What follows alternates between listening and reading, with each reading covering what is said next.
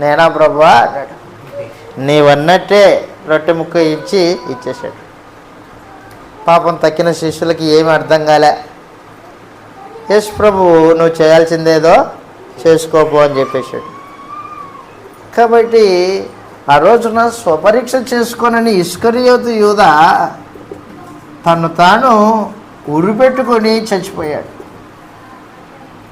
ఈ రోజున ప్రభురాత్రి భోజనంలో నువ్వు పరీక్షించుకోకపోతే లోకము దేవుని ఎదుట తీర్పు దినమున నిలబడినప్పుడు లోకంతో పాటు లైన్లో నువ్వు కూడా ఉంటావు. నువ్వు ప్రభురాత్రి భోజనం చేసినవే, యేసుప్రభుని నమ్మాను, బాప్తిసం పొందుతీవి, సంఘంలోకి వస్తేవి, బైబిల్ చదివితివి, ఏం లోకంతో పాటు నిలబడ్డావు తీర్పులో? కారణం ఏంటంటే పరీక్ష చేసుకోలేదు, పరీక్షలేదు. అందుకే అన్నాడు, మనల్ని మనమే విమర్శించుకున్న ఎడల తీర్పు పొందకపోదుము.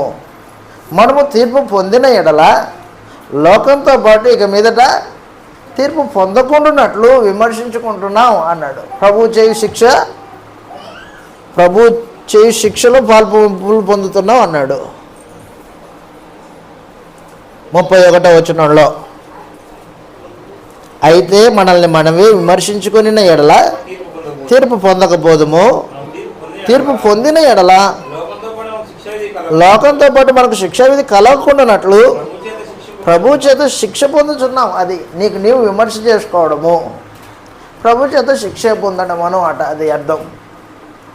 కాబట్టి ప్రభురాత్రి భోజనంలో స్వపరీక్షకి ఉద్దేశింపబడింది. స్వపరీక్షకి ఇవ్వబడిన సమయం అది.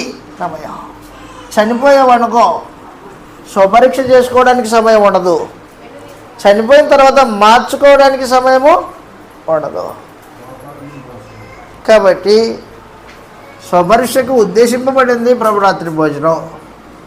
4వ సమాచారము, ప్రభురాత్రి భోజనం అనేది క్రీస్తు శిలువ మరణాన్ని ప్రచురించే భోజనం.